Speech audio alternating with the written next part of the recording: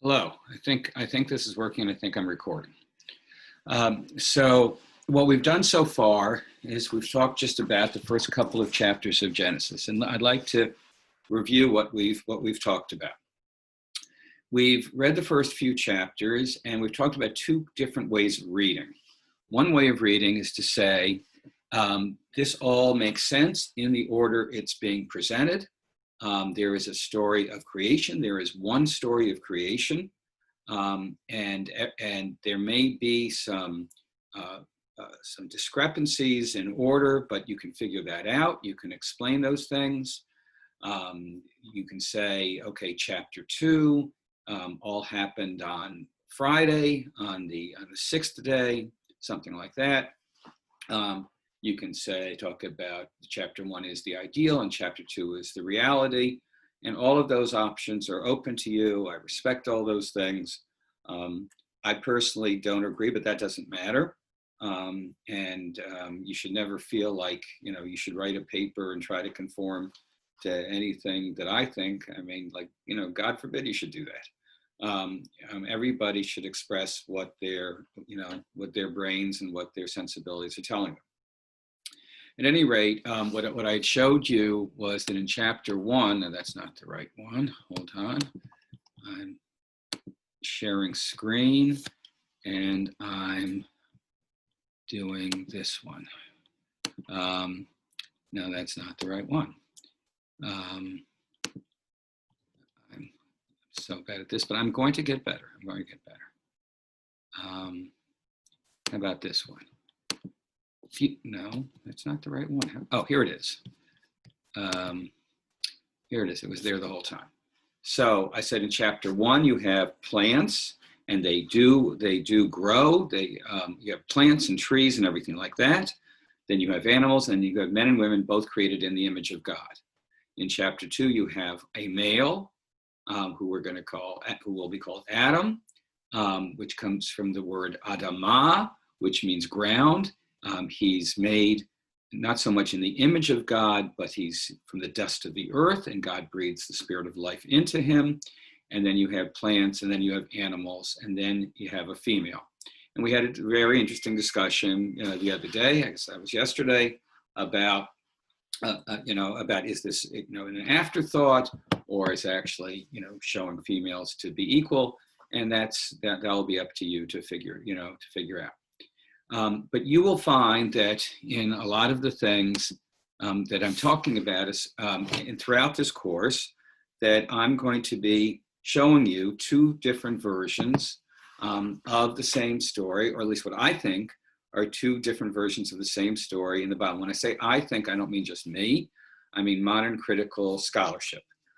One of you was talking about a literature course that you take in at Southern that was saying the same kind of thing. So this is not a radical thing, even though to some of you, it will seem very radical because you never heard anything like it before.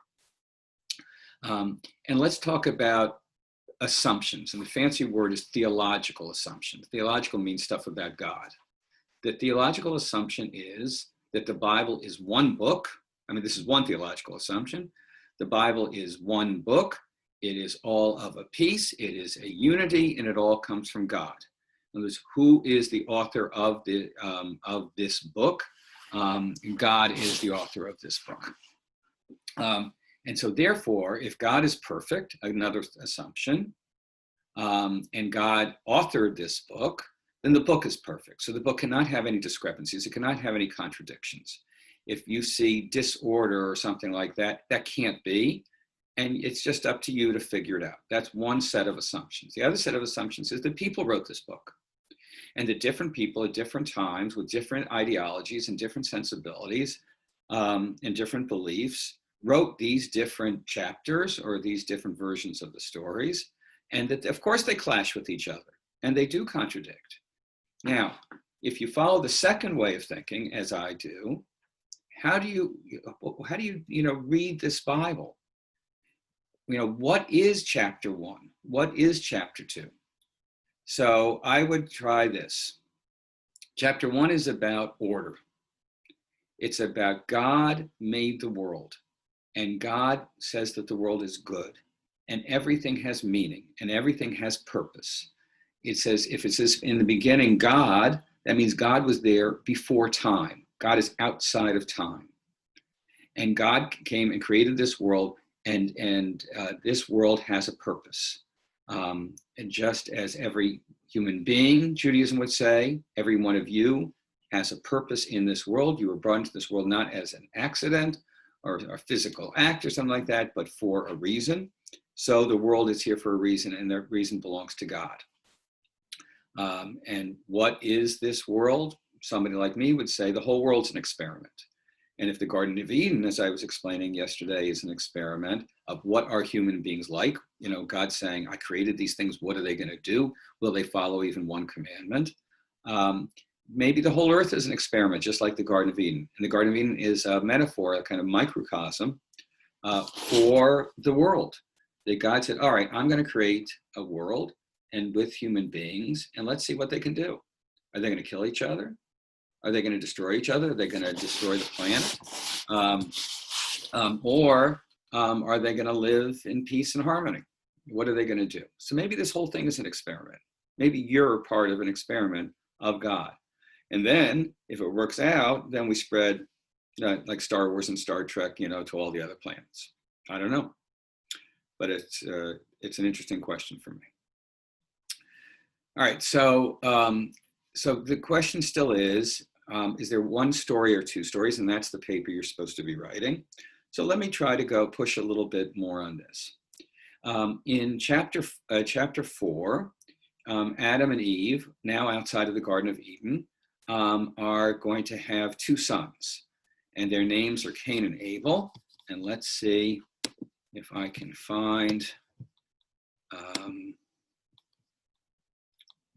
this.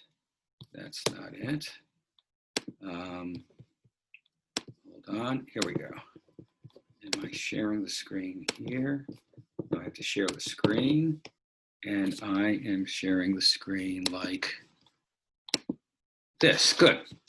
I'm going to get a hold of this. So here we are in chapter 4. Here, the human beings had been thrown out of Eden so they wouldn't live forever. Not, and I want to say this especially to a couple of you who were raised a certain way, not because they ate of the tree of knowledge of good and evil. Remember, God gave them clothes, right? He forgave them that. It's not because they were tempted by the snake or the devil or anything like that, that they were thrown out of the Garden of Eden, or that death came into the world. Death was going to be there to begin with.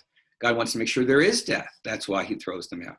It's, you know, it's not so much because of their sin, it's so that they won't live forever. It's only because they've eaten of the tree of knowledge that he's worried about they're going to live forever. That's why he throws them out of Eden. This is very different than the whole Christian original sin thing. Judaism does not, let me be very frank, Judaism does not see this as an interpretation of the story or as any belief. We believe that every baby is born as what the Indians would call a tabula rasa, a blank slate, and a human being can be good or bad based on their environment, based on all sorts of things. But the nature of human beings is not evil. It can go, you can go either way. You can make those choices, and those choices are up to every individual. But human beings are not born in sin, according to Judaism. And a couple of you know that I'm referring to things that you wrote in your autobiographical essays. Judaism does not believe this and thinks that Christianity superimposed that whole concept onto a story that doesn't have it in the first place. Okay, moving right along. I'm in chapter 4, and Adam and Eve have Cain and Abel, two sons, and Abel is a keeper of sheep, and Cain is a farmer. And Cain, some of you will know this story. It's a very famous story, one of the most famous stories in the Bible. Cain brought an offering to the Lord from the fruit of the soil, and Abel, for his part, brought the choicest of his firstlings of the flock. And the God likes Abel's, but does not like Cain's. And Cain gets very upset. And look here, where my cursor is. Sin couches at the door, Cain. Well, watch out. Its urge is toward you, yet you can be its master. Now, a couple of you bright people are saying, wait a minute, didn't we just see something like that before? And yes, we did. Up here, about Eve, it says, yet your urge shall be for your husband, and he shall rule over you. Something that somebody like me cannot stand to see, that one human being, a male, will have power over another human being, a female.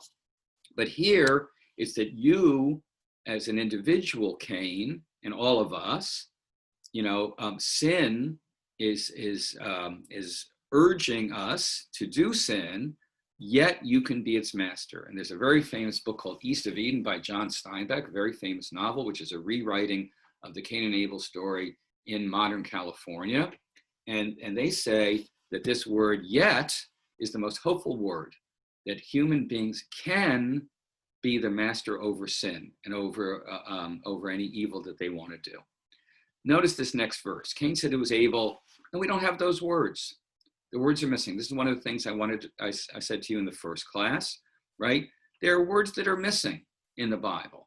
Now you can fill that in. This would be pretty easy to fill in, like, let's go out to the field and play ball, or, and Cain is trying to set up a murder. So it's something he somehow gets able to go out to the field. And once he gets out to the field, away from their parents, Adam and Eve, he kills him. And the Lord said to Cain, where's your brother Abel? And Cain says, I do not know, am I my brother's keeper? Again, a very famous verse. It's also very cynical.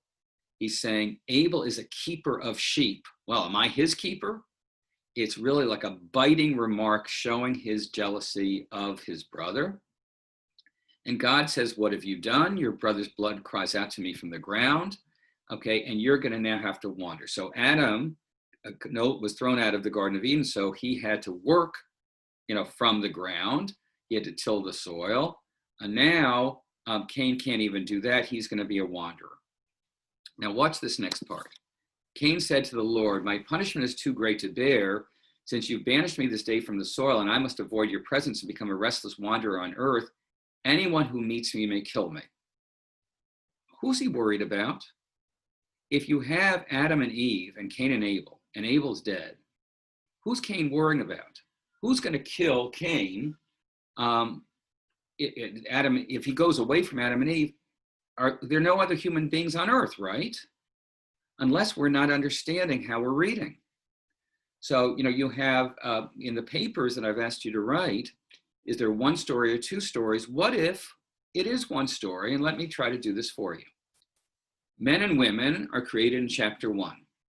And in chapter 2, we learn about a very specific experiment in the Garden in Eden, which, by the way, is in Turkey, not Iraq, but I won't go into that now.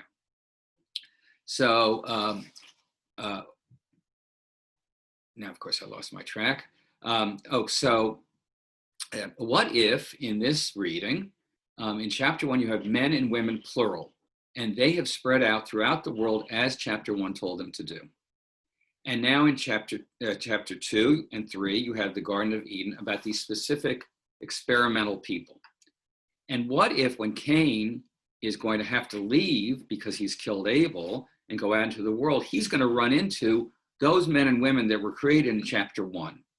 That he's scared of them because they're going to hear he's a murderer and they're going to kill him. That's a possibility. But in case you don't like that possibility, watch how Cain leaves and he goes away from Eden and he settles in the land of Nod, east of Eden. Cain knew his wife. Excuse me, who's his wife? If there's Adam and Eve and Cain and Abel's dead, who did Cain marry? Unless there are other people. Or here's another option. These are stories. Somebody said, in class yesterday, maybe we have to just take these as stories. Well, maybe right. Maybe that's right. And what if nobody was really thinking about Cain and Abel and Adam and Eve as being the only human beings on earth? It's a story. And there isn't so much attention about contradicting or anything like that. There's one story and then there's another story. There's a story about in the Garden of Eden and then there's a story about Cain and Abel. So it says Cain knew his wife and she conceived and bore Enoch, and then he founded a city. A city? Who's he building a city for? His wife, and his baby? You build a whole city?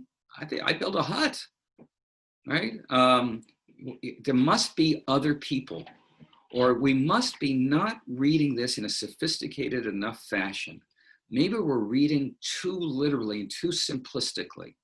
And maybe that the people who are writing the Bible, or God, if you'd prefer, are thinking on a different kind of level. Here's a story with a lesson. Here's a story with a lesson. Here's a story with a lesson. And each lesson is correct. So now let me go back and try to do that. Chapter 1, what's the lesson? There's order, there's meaning, there's purpose, right? God created the world and it's good. Human beings are created in the image of God. Men and women are equal. Those are the lessons of chapter 1.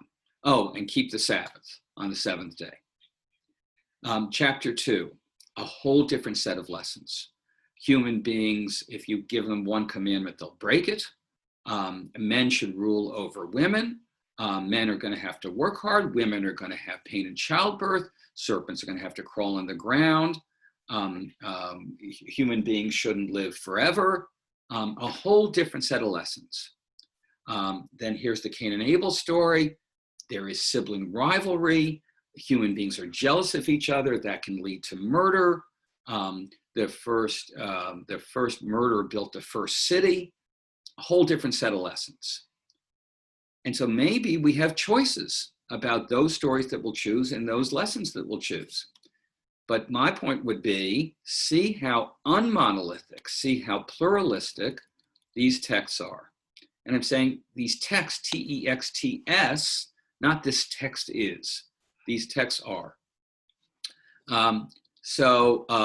The genealogies that follow are very interesting. They're often called the begats. And look here how in chapter 5, people are living to these extraordinary ages, 912 years, 905 years, 910 years. And people are always trying to say, oh, well, they're not real years, they're half years. A year was a year. A year's always been a year. And the point is that human beings lived a very long time. And if you say that's impossible, that's crazy, look at science today and what science is saying. Science is saying the baby has already been born who's going to live 150 years. And this, because of the advances of modern technology. So it's saying, in a very hopeful, optimistic way, yes, to people today don't have such long lifespans, but they did, and they will again, which I think is very hopeful and very terrific. I'm moving on to the next story, and if this doesn't blow some of your minds, I don't know what will. Chapter 6. When men began to increase on earth and daughters were born to them, the divine beings, and if you'll look down here in the footnote, it's literally the sons of God, and that really means the gods. We've talked about a little bit about monotheism, and now I need to talk about it a lot more. If I can get off of this screen and get onto another screen that I have here. That's not it. Hold on. That's not it. Here it is. I hope that I am share screen, and I'm going to do this one. Beautiful. Okay, here is polytheism. Before there was Judaism, before there was Israelite religion, you had gods and you had humans. So I'm going to ask you a really stupid, idiotic question. What's the big deal about one God? A lot of you would say, well, monotheism, belief in one God, is better than polytheism, believing in a lot of gods, because it's like one-stop shopping. God is in control of everything. God is the God of the universe. That's a whole lot better. But actually, the revolution that Judaism was, right, was a different kind of revolution in terms of thinking about the world. Here on the left is how polytheists thought. The gods were only in the middle. If you remember the Trojan War, some of you must have read the Iliad and the Odyssey or seen the Hercules movie or something like that. The gods do not have ultimate power. In the Trojan War, you have gods on the side of the Greeks and gods on the side of the Trojans, and they're fighting each other. And who controls who's going to win the Trojan War? The fates. I don't know if you remember, but there's these blind ladies, and they are sticking a needle into a tapestry, and you win the lottery. And they stick the needle into the tapestry, and God forbid you're in a car accident. And it's all fate, and there's no moral purpose. It doesn't matter whether you're good or bad. It doesn't matter whether you're naughty or nice. Nobody's checking it twice. And so the fates are blind, and fate is blind. And what happens to you is it happens in a blind way. So that was the universe, the moral universe that people lived in. So there's humans, and you pray to gods, but the gods are really just like middlemen in the middle, and it doesn't matter whether you're good or bad, and because the fates are blind anyway. Judaism came along and said, we live in a moral universe. And the significance of having one God is that God sees. He does care whether you're good or bad, whether you're naughty or nice. God sees you and rewards you and punishes you. And we'll talk a lot about that whole subject and some problems with that. But anyway, for right now, there's God and human beings. And notice that big middle. There's nothing between you and God. There's no priest, there's no minister, there's no rabbi, there's no king, there's no president, right? Every one of you is equal in God's eyes. It doesn't matter what religion you are. It doesn't matter, I don't know, what color skin you have. It doesn't matter what color eyes you have. Nothing matters. There's God and humans, and every human being has a direct line to God, and there's nothing in between. But most of all, God sees.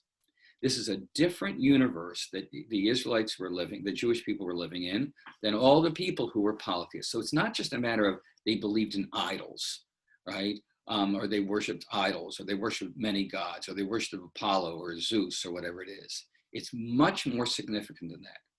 When Judaism brought the world monotheism, it brought the world into a moral universe, not a universe where everything happens by blind chance and luck and fate and things like that. That is the most significant thing that Judaism brought to the world because it involves being moral. Because there's a God who sees, you must be moral, you must be good to other human beings, you must be kind to other human beings. So if you don't get anything else out of this class, I hope you got that. This is a very significant point. I'm going back, if I can, to our text. That's not what I'm looking for. I'm going back to our text here. I hope I'm sharing that. Now watch this, considering everything I just said. When man began to increase and daughters were born to them, the gods, well, hold on. Rabbi, you just said that Judaism doesn't believe in more than one God. Well, here are gods. Okay, in other words, in moving from that world that had a lot of gods to the world of one God, it didn't happen immediately. And we have vestiges in the Bible of beliefs in more gods than one. And just in case you don't get the point, you got to read. These gods saw how beautiful the human daughters were and took wives. And that's a polite way of saying they came down from heaven and raped them. And God didn't like this. And so God said, right, I don't want them to, if they're demigods, if they're half human, half divine, it's just like Adam and Eve eating from the tree of life, which God didn't want them to do, which they didn't ever get to do. I only want them to live 120 years at most. And so you had these half gods like Hercules or Achilles or something like that. And this is a reference to them, but God doesn't like that. And he sends the flood. Now you think that he sent the flood of Noah and the ark and all of that because people were bad. And indeed, that's what chapter 6, verse 5 says. There's another version here which says he's sending the flood because he's got to blot out these half divine, half human beings. Okay, so I'm going to stop before I get to the story of Noah. The reason I'm stopping here is so that we can do that part together on Tuesday. But I hope that this review of what we did yesterday will help you towards your papers. I am available by email to all questions. We're just figuring out this whole system of doing things. I hope you get this. I hope you watch this. I hope you get something out of it. And please send me any comments or suggestions so that I can learn how to do all this better. Okay, so thank you, and I'll see everybody on Tuesday, and I hope to have your next paper by then. Farewell, Abita Zen, Arrivederci.